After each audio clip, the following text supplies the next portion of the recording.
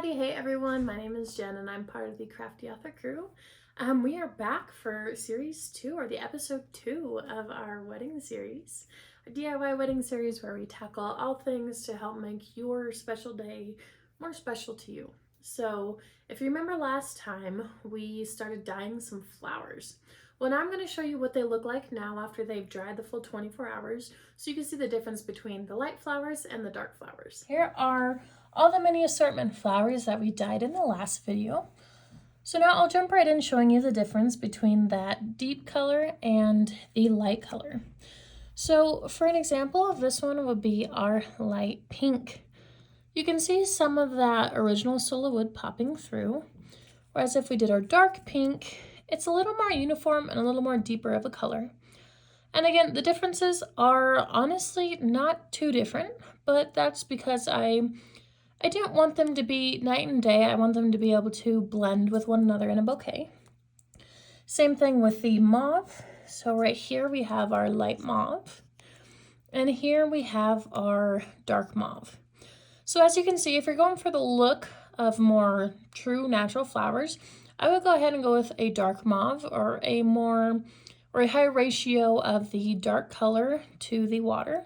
Whereas if you kind of want it to be more rustic, or you want to kind of know that they are wood flowers, I would suggest doing the light color, because it does truly show you all the different hues and the different uniqueness of each wood flower. Now again, some of these take color better than others, which we also talked about in the last video. For example, we have these. Now these, I think they're hydrangeas. They take the color in very, very well. So this is our light and this is our dark. Whereas if you're looking at, let's see here, these kinds of flowers, this one is our light pink, and honestly, it's hardly dyed. So this is another example of just know what kind of flowers do you test flowers, and so you can tell, oh, if I want, more color, I'm gonna do all of these dark, because I just don't want that much wood shown in my bouquet of flowers. For today's video, we won't actually be using any of our little mini assortments. We'll be using some of the bigger flowers that I've already pre-dyed to make the mother of the groom and the mother of the bride's wrist corsages. This is an example of the one I did for my mom, so the mother of the bride. I'll be showing you how to make this beautiful wrist corsage. Before we dive right in and making the corsage, I'm going to let you know all the materials you'll need to make it. So the first thing you'll need is your corsage base. I did a ton of research looking at all the different ways to make a corsage, and a lot of the ones I found were using ribbon. But the thing that I didn't like about the ribbon was I didn't want the glue to seep through. I wanted to ensure I had a nice flat base, so that way, my flowers won't be wonky. And I didn't feel very comfortable in using a ribbon. So what I found online were these I don't even know what they're called. They're just bases for a corsage. They're made up of an elastic pearl bracelet and then just this nice flat plastic base. This will ensure that everything will be flat and everything will be compacted and glued onto this base, so that way while everyone's dancing the night away, everything will stay in one place, and I'll make sure everything's secured solely onto this plastic plate. The next thing you'll need is, of course, your wood flower. So for the other mother of the groom, we are going to be using one of my dark mauve colors. And once you have that, now you'll need the greenery. For this project, I chose to do 3 different types of greenery. The first are these artificial leaves. Again, I am a bride on a really small budget, so I bought these off of Shein. So anywhere you can find any type of artificial leaves that you like, go ahead and buy them, and you can manipulate these to what you need for the corsage. The next thing, I am a Western bride, so I want to include some pampas grass. Pampas grass you can find anywhere. I found mine on Amazon. There are different colors, there are different types, there are different shapes. So just go ahead and pick the ones that you like and the ones that you think will work best with your wedding. And the last thing I chose to use was this little bit of greenery. So I actually got this with my bouquets from solawoodflowers.com. This actually came in my bouquets as the filler, but I didn't think it was sufficient enough for my bouquets, so I also got more greenery for the bouquets. But I thought it would be a perfect thing to use for my corsages, just to bring that more real life, you know, kind of vibe to these corsages. So I used that. And then the last thing you'll need is hot glue. So I'm using two different methods to get my hot glue. The first one is, of course, the tried and true, the hot glue gun. And the second, I actually got mainly for these wood flowers, is a hot glue pot. So the hot glue pot, I mainly got it to help me stem the flowers because I'm doing a whole wedding. And when I make those bouquet or those boutonnieres, I will show you how to stem them with the glue pot. But I actually used both of these when I went ahead and I made my mom's corsage. So I'll go ahead and show you exactly how to use them. And if you just have one or the other, you can use both or you can use one. You know, it is totally fine. It's up to you on how easy you want this process to be. Okay, so now let's get started.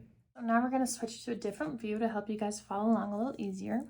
Again, this is our corsage. Here's that plastic plate that we will use to glue everything onto. So now the main thing that I liked doing in the beginning was I wanted to ensure that I liked the look of it before I went ahead and made it. So the first thing I did was I took my pampas grass and then I just cut them into little bitty pieces. Pretty much try to make it the same size as my little leaves.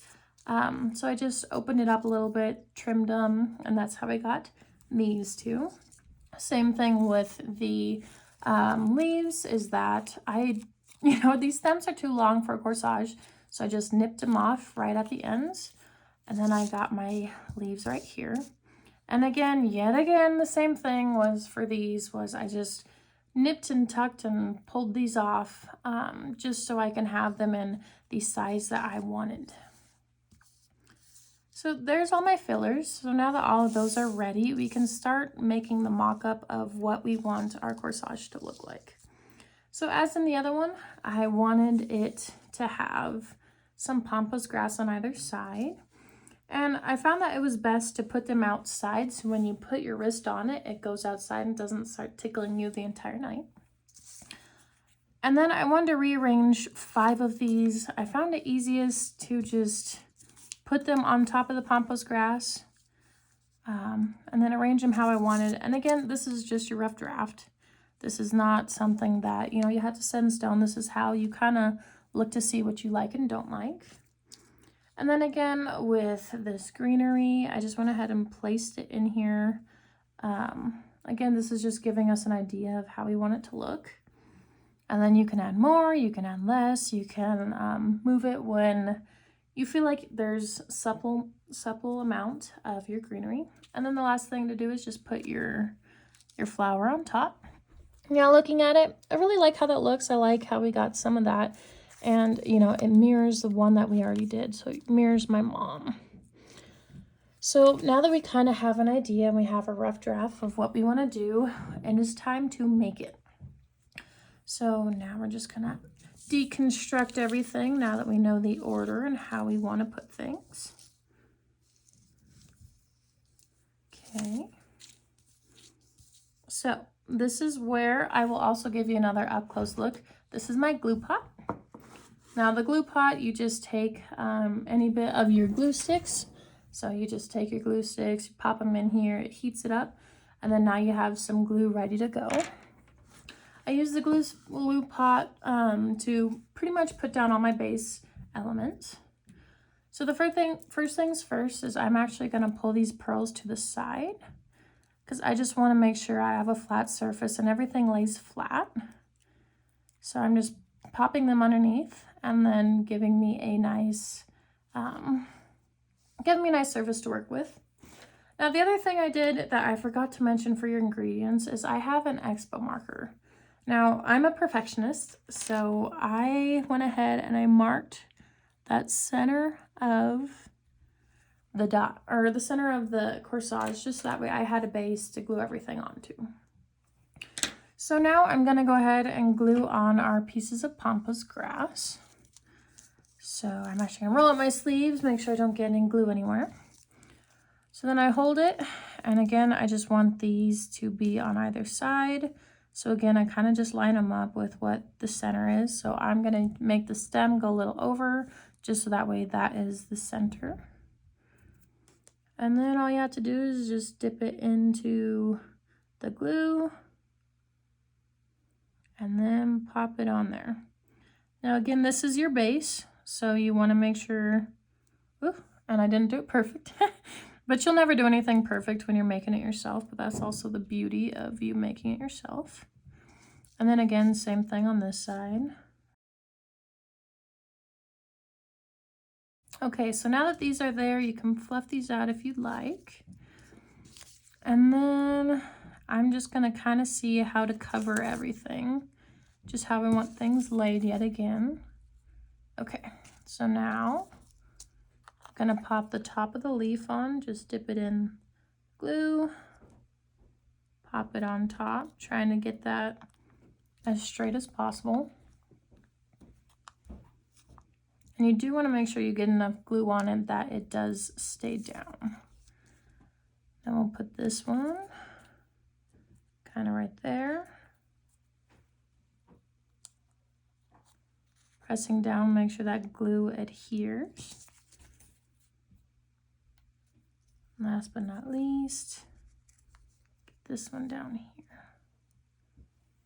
And again, no one's gonna see the center of your base. So if it gets a little messy or gets a little gluey, that is totally okay. Pull out some of those strings. And now we're just gonna glue the other two leaves on.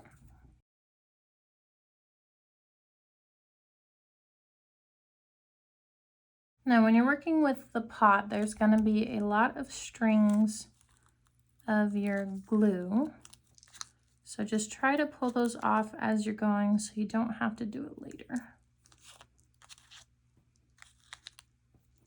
And while it's still a little bit hot, you can pull and primp it just a little bit in case something's not exactly right. Okay, there we go. So now we got the base. Oop, there's that pearl popping through. You could just tuck that back. So now we have the base of our flower. I'm going to add in the other piece of greenery next. And again, if it's too long, you can just trim it right here. And then you just go ahead and rearrange it how you want. All of this is really up to you on how much you want the greenery to pop through.